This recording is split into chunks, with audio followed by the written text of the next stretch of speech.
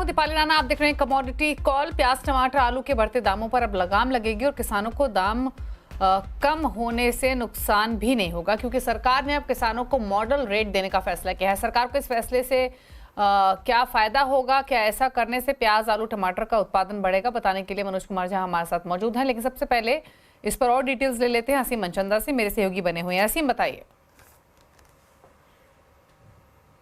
वाली अक्सर आपने ये देखा होगा कि किसान जो है एक ही फसल को बहुत सारी मात्रा के अंदर उगा देते हैं और उस नतीजा ये होता है कि उस फसल के दाम बाजार में गिर जाते हैं।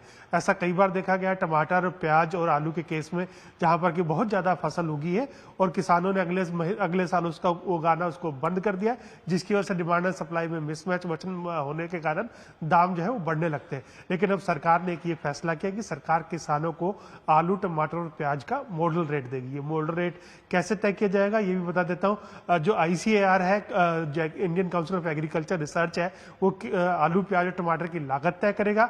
उसके अंदर एक 50% का मुनाफा जोड़ दिया जाएगा और उस मुनाफे में के बाद जो भी बाजार में रेट होगा, इससे कम होगा या इस मॉडल रेट को, उसका डिफरेंस किसानों को दे दिया जाएगा। और ये जो लागत होगी, जो कॉस्ट आएगी, वो स्टेट और केंद्र सरकार दोनों आधी आधी अपने तौर पर बांट लेंगे। तो इससे क्या होगा कि किसान जो है एक अपने जो आलू, प्याज, टमाटर जिस तरह से उगा रहा है वो पहले की तरह उगाता रहेगा। उनको उनकी फसल के ऊपर सरकार किसी भी तरह का कोई नुकसान नहीं होने देगी। तो इससे सरकार को ये लगता है कि पूरे साल सप्लाई उनको मिलती रहेगी टमाटर, प्याज की, और महंगाई और जो दाम है आलू, टमाटर, प्याज के, उनको कम रखने में मदद मिलेगी। और इसी साल से ही इस योजना को लागू करने की तैयारी हो रही है।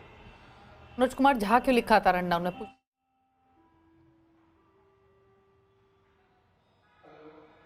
भी हमारे साथ मौजूद हैं, उनसे भी चर्चा करते हैं, स्ट्रैटेजीज पर भी बातचीत करते हैं। मनोज जी, नमस्कार, स्वागत है आपका। तो पहले तो आपकी स्ट्रैटेजीज लेने से पहले आपके कमेंट्स क्या हैं? अगर हम इन एग्री प्रोडक्ट्स की बात करें, काफ़ी प्राइसेस बढ़े हैं आलू, प्याज, टमाटर के।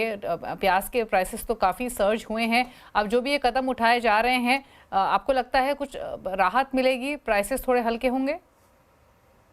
नमस्कार दीपाली जी, बिल्कुल। जहाँ तक पेरिशेबल जो है आइटम्स का सवाल है, स्पेशली जो फ्रूट्स और वेजिटेबल्स उसमें आते हैं, और हम देखते हैं कि सप्लाई चेन मैनेजमेंट प्रॉपर नहीं होने के चलते कई बार बड़ा वेस्टेज भी जो है देखने को मिलता है, और उसके चलते कई बार महंगाई में भी बढ़ोतरी होती है, या कई बार जो है किसानों को भी वाजिब जो मूल्य है वो प्राप्त नहीं हो पाता है। तो भारत सरकार इसके लिए कदम उठा रही है, तो निश्चित रूप से यहाँ पे जो सप्लाई चेन मैनेजमेंट है वो बेहतर होता हुआ नजर आएगा।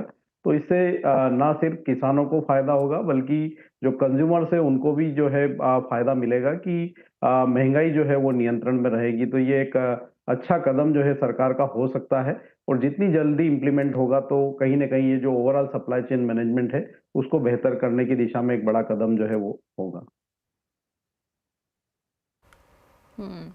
चलिए, अब फोकस कर लेते हैं मार्केट्स पर भी। इस समय का हाल अगर आपके सामने लेकर आए तो आज के कारोबार में खरीदारी गोल्ड, सिल्वर में दिखी है। लोअर लेवल से एक अच्छी बाइंग आते हुए दिखाई दी है। बेस मेटल्स सर्ज हुए थे लेकिन अभी फ्लैट ट्रेड कर रहे हैं। नेचुरल गैस में एक अच्छा मोमेंटम है। वहीं एग्री पैक में, कैस्ट्रो में अपर सर्किट, स्पाइसेस में धनिया, टर्मरिक, दोनों में अच्छी तेजी देखने को मिल रही है।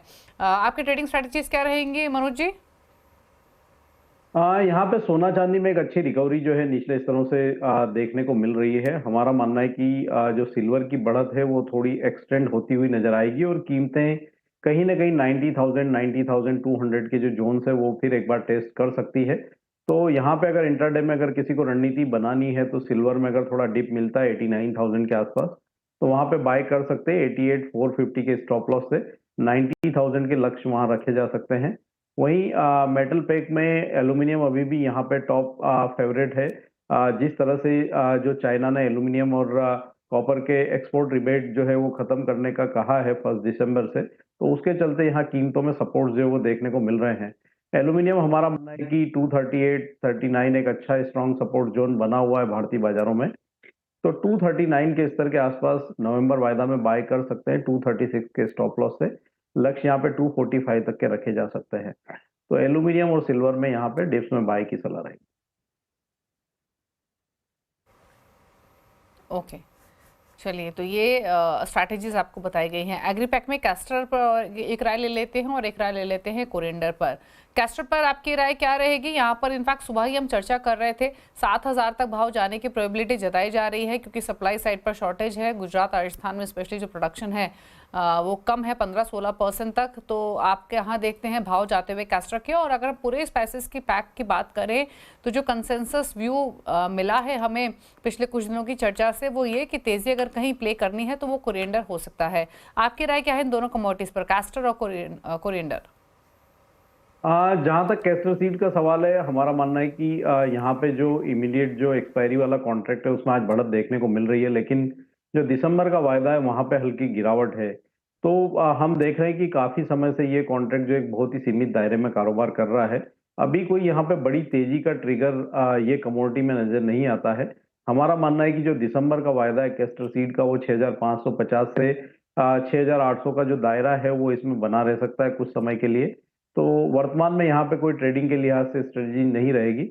लेकिन हाँ, कोरिएंडर हम देख रहे हैं कि निचले स्तरों से एक शानदार रिकवरी दिखाने के बाद आज भी यहाँ पे थोड़ी कीमतों में बढ़त है और दिसंबर का जो वायदा है 7,500 के ऊपर टिका हुआ है। तो कोरिएंडर जो एक बेहतर कमोडिटी हो सकती है इस वर्ष, और हमने लगातार इसमें बाइंग रिकमेंडेशंस दिए भी हैं। और वर्ष 2024-25 के लिए हमने इसको टॉप कमोडिटी की लिस्ट में भी रखा है। तो हमारा मानना है कि कोरिएंडर में डिप्स में बाय की रणनीति बना के चलना चाहिए। जो दिसंबर का वायदा है 7,450 के आसपास के स्तर मिले तो फिर फ्रेश बाय वहां पे किया जा सकता है 7,280 के स्टॉप लॉस से। 7,700 तक के जो स्तर है वो यहाँ पे 1 से 2 सप्ताह में देखने को मिल सकते हैं। ओके, चलिए, तो ये राय रही आपके लिए कोरिएंडर और कैस्टर पर। रुक रहे हैं इसी के साथ एक ब्रेक के लिए। ब्रेक के उस पार लेंगे आपके कोई क्वेश्चंस को। मनोज कुमार जैन हमारे साथ बने हुए हैं, जल्द वापस आते हैं।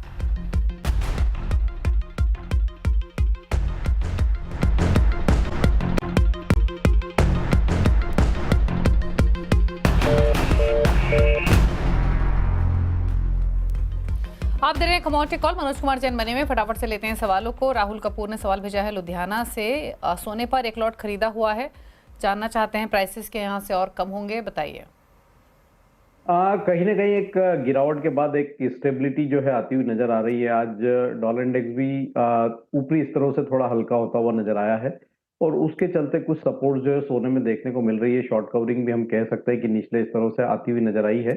तो हमारा मानना है कि एक जो बाउंस है कीमतों में देखने को मिल रहा है, ये इंटरनेशनल मार्केट में 2625-30 डॉलर तक फिर एक बार जो है जा सकता है। साथ ही भारतीय बाजारों में भी 75,000 75,200 ये स्तर जो है एक बार देखने को मिल सकते हैं 1 से 2 सेशन में। तो बाई की पोजीशन को होल्ड कर सकते हैं। ऊपर में 75-300 के आसपास के स्तर मिले तो वहां फिर एक बार निकलने की रणनीति रख सकते हैं। ओके, चलिए, तो ये रही स्ट्रैटेजी गोल्ड पर फिलहाल 74,600 के आसपास ट्रेड करते हुए। Thank you Manoj ji show में आने के लिए और अपने क्विक स्ट्रैटेजीज शेयर करने के लिए। इसी के साथ एक ब्रेक के उस पर आप देखिए आवाज समाचार दीपाली नंदा के साथ। नमस्कार।